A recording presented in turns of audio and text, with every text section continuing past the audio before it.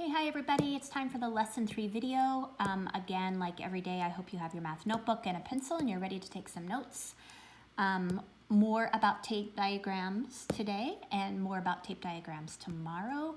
They are a wonderful tool to help us to visualize and represent the math that we're doing. So we're going to keep doing some tape diagram work for the next couple days. All right, so let's get started. We are going to be using some similar problems that we talked about yesterday.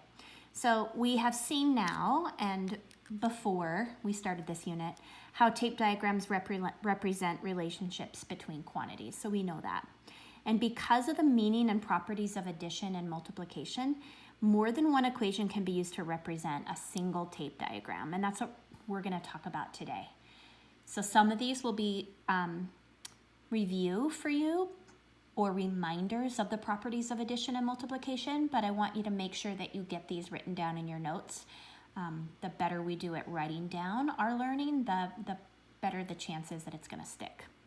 All right, so this tape diagram, this should be familiar. We had remember this was the book problem where the librarians kept 26 books from the 46 that the school ordered, and then the 4 teachers equally split the remaining books.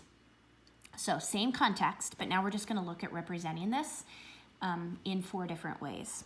So we can represent this as 26 plus 4x equals 46 because, and I think this is the way we looked at it in lesson 2, and we can just express that because we know the parts together add to the whole or sum to the whole.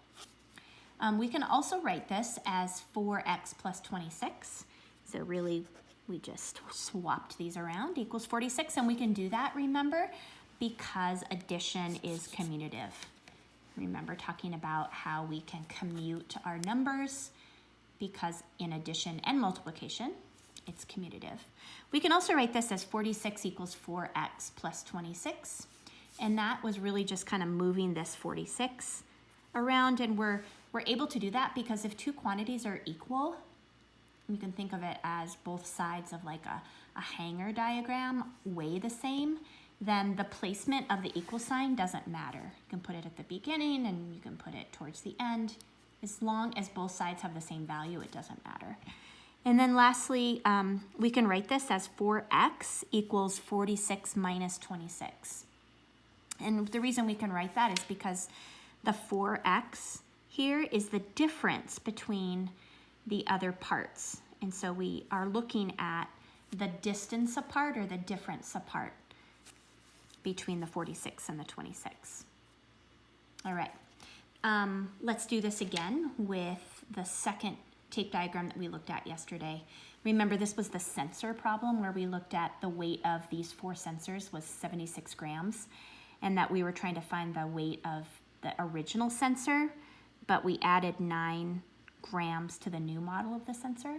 Hopefully that wasn't, I didn't change that story from yesterday's lesson. I believe that's correct. All right, so we can write this, and I think this is how I represented it yesterday. 4 groups of x plus 9 equals 76. And we can write that because we know the meaning of multiplication tells us how many groups we have and the size of each group. So here we have 4 groups of x plus 9 to get our 76. We can also write this as x plus 9 times 4 equals 76 because just like addition, multiplication is commutative. So we can multiply by 4 on this side of the quantity x plus 9, or we can multiply by 4 on this side of the quantity x plus 9. Multiplication is commutative.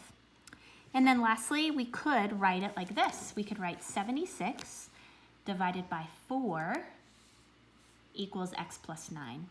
And we can do that because when we divide, it tells us the size of each equal part. We're looking at how many, or what the size of that part is of each of the 4 equal parts.